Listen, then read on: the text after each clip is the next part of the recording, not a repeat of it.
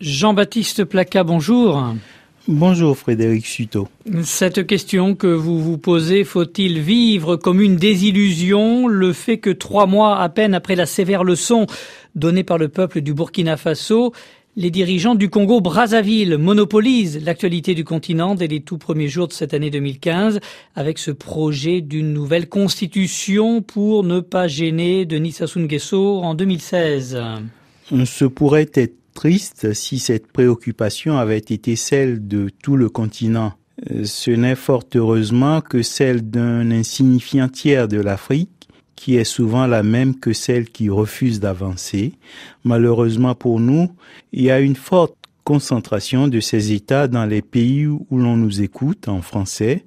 Sans doute vous souvenez-vous encore de certaines réflexions outrées de diplomates ou de personnalités africaines qui s'offusquaient d'entendre le chef de l'État français rappeler certains principes démocratiques au dernier sommet de la francophonie à Dakar à propos de modifications de constitution à des fins d'intérêt personnel. La francophonie est tout de même un club et lorsque vous êtes membre d'un club où il y a une proportion anormalement élevée de lépreux, vous pouvez toujours faire semblant de ne pas vous en apercevoir et donc de ne pas vous soigner. Vous n'empêcherez pas les autres de vous considérer comme le club des lépreux. Après tout, les Botswanais, les Ghanéens, les Cap-Verdiens ne se sont pas réveillés le 1er janvier dans la hantise qu'un homme qui dirigerait leur pays depuis 35 ans pourrait s'imaginer à vouloir encore confisquer leur destin aujourd'hui, dans 2 ans et 7 ans encore.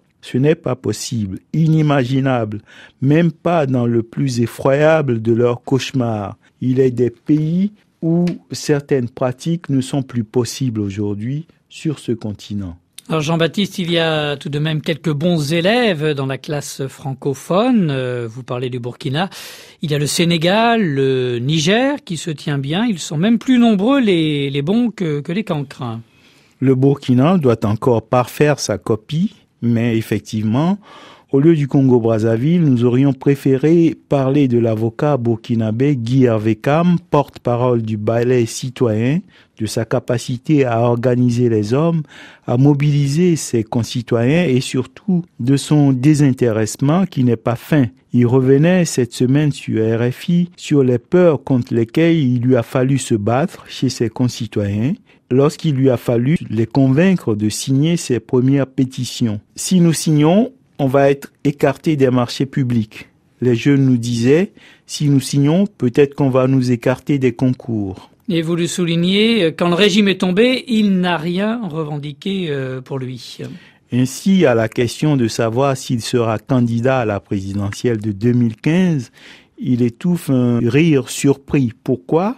Parce que, répond-il, nous n'avons pas pour ambition d'exercer le pouvoir politique. Nous avons pour ambition de contraindre ceux qui exercent le pouvoir à l'exercer dans le sens de l'intérêt du peuple. Des jeunes qui s'engagent pour construire une société juste, sans exiger de passer à la caisse pour empocher leur récompense dans la foulée. C'est une mentalité nouvelle qui tranche avec la République des Margoulins que les présidences à vie de fait ont instauré dans la plupart des pays. L'on est dans le système s'il vous adopte et l'on en profite. L'on est en dehors et l'on tire le diable par la queue, quel que soit son talent, quel que soit son mérite.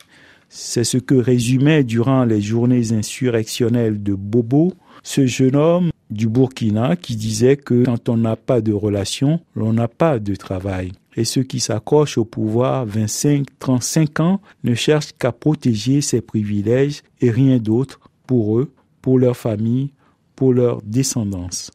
Cela fait du bien d'entendre des jeunes Africains se battre pour ces principes et pas pour ces privilèges personnels et immédiats, car c'est de ce genre de leadership que le continent a besoin désormais, après la République des imposteurs qui ont si longtemps tout confisqué au profit de leur famille, de leur clan.